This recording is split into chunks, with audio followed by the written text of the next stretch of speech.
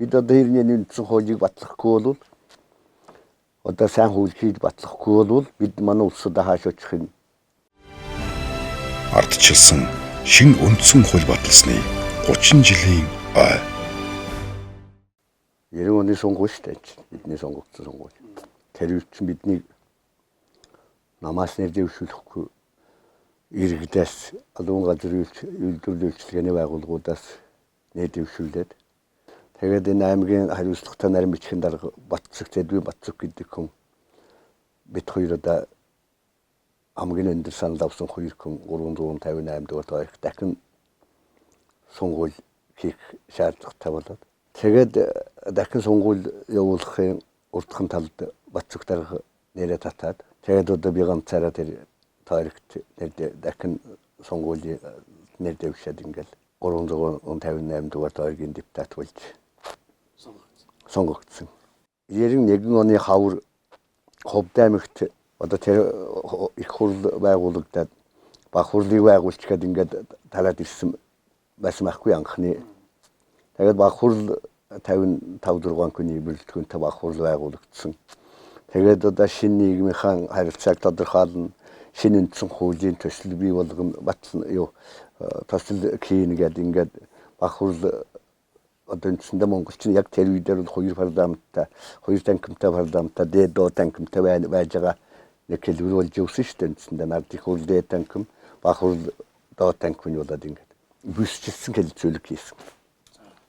Баруун таван аймаг, тэгээд төвийн аймагуд, зүүн аймагуд, өмнө талын аймагуд гэдэг ингээд бүсчилсэн зөвлөгөө хийж тэр үндсэн хуулийн төслийг авч бид нэр хэлэлцүүлсэн. Тэнд Ховд аймагт бид бас нэг 6 хоног очиж энэ юу хэлэлцэж шинэ үндсэн хуулийн төсөл хэлэлцэж бас нэлээд мэдлэг тэрнээс бас хандлага чиглэлийн бас ойлгож авч ирээд ингээд тэр бүсчилсэн хэлэлцүүлгийн үр дүнд одоо 11 сард 91 оны нэг 10 хэдэн хоног яваад одоо үндсэн хууль баталчихад ирэх юм гэсэн ийм ойлголттой Улаанбаатар яваад тэгээд очиход одоо 2 сар гаруй болоод 76 хоног хоролдол. Одоо тэгэл 92 оны 1 сарын 13-нд үндсэн хуулийг эцэслэн батлал одоо ингээл тарж ирсэн судаа бид.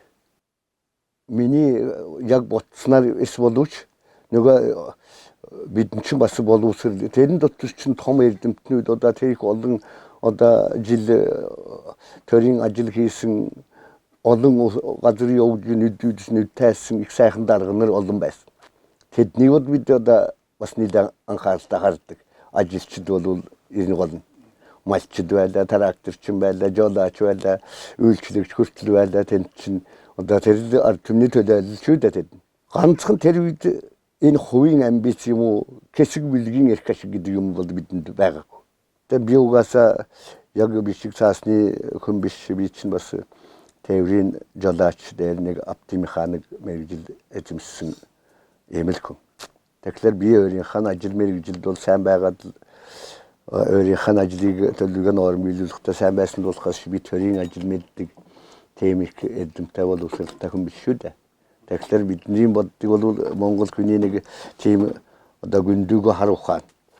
Эх орон ард түмнэн гэсэн тусгаар тогтнолдан гэсэн нэг одоо сэтгэл. Энэ дээр нь тэгээд ард түмний хан итгэл найдварыг биелүүлэх тийм эл зориг гэсэн ийм юмсууд бидэнд байж л бид одоо нэгдсэн журмаар одоо сайн юм дээр нийлж өгж бас сэтгэл нийлэх ард түмний хэрэгтэй юм дээр нийлж өгж л энэ үндсэн хуулийг баталсан улсууд бид.